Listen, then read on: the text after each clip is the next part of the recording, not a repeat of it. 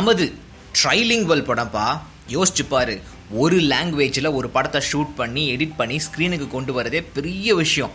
ஆனால் அதே விஷயத்த 3 லாங்குவேஜில் நம்ம டைரக்டர் சந்திரசேகர் ஏல்டி செஞ்சுருக்காருனா எவ்வளோ பெருசு அப்படின்னு சொல்லி புல்லரிச்சிட்டு படத்துக்கு போன பாஸ். அது மட்டும் இல்லாமல் 4 கதையை ஒன்றா தைச்சு ஒரே கதையாக கொடுத்துருக்கோம்.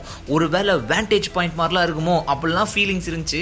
ஆனால் பாருங்கள், மலையாளம் தெலுங்கு இது 2த்துக்கும் மட்டும்தான் ஒர்க் பண்ணியிருக்காங்க. மற்றபடி அங்கே இருக்கிற கேரக்டர்ஸ் நம்மளுக்கும் கொஞ்சம் தெரிஞ்சவங்க அப்படின்றதுனால தமிழ்லையும் படத்தை டப் பண்ணி நமக்காக கொடுத்துருக்காங்கன்னு தான் சொல்லணும். ஏன்னா லிப்சிங்க்ன்றது சுத்தமாக இல்லவே இல்லை. ஒருத்தங்க ஒரு வார்த்தை பேசினா சவுண்டு வேற மாதிரி இருக்குது, வேற ஒன்று எங்கிருந்தோ வருதுன்னு வச்சுக்கோங்களேன். அதுதான் ப்ரோ முதல் அடி.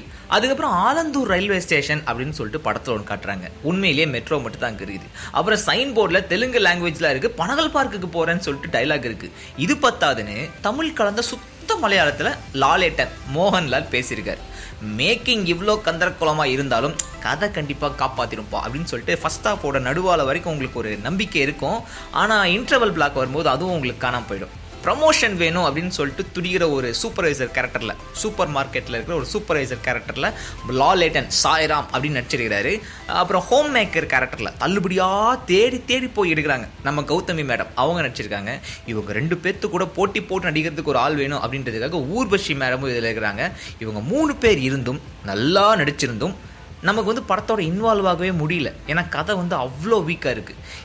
4 கதையில் 2 கதையை நிறுத்தி நிதானமாக எழுதி பார்த்து பார்த்து செதுக்கியிருக்காங்க. ஆனால் மற்ற 2 அவசர அடியில் முடித்த மாதிரி ஒரு ஃபீல் இருக்குது ப்ரோ.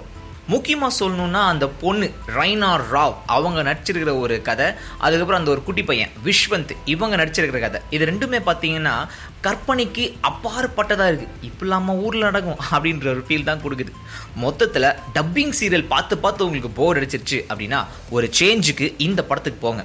இல்லை முடிஞ்சதுன்னா மலையாளம் வெர்ஷனையோ இல்லை தெலுங்கு வெர்ஷனையோ பாருங்கள், மனசுக்கு கொஞ்சம் சாந்தி கிடைக்கிறதுக்கு வாய்ப்பு இருக்குது. டைட்டிலில் மட்டும்தாங்க தமிழ் இருக்குது.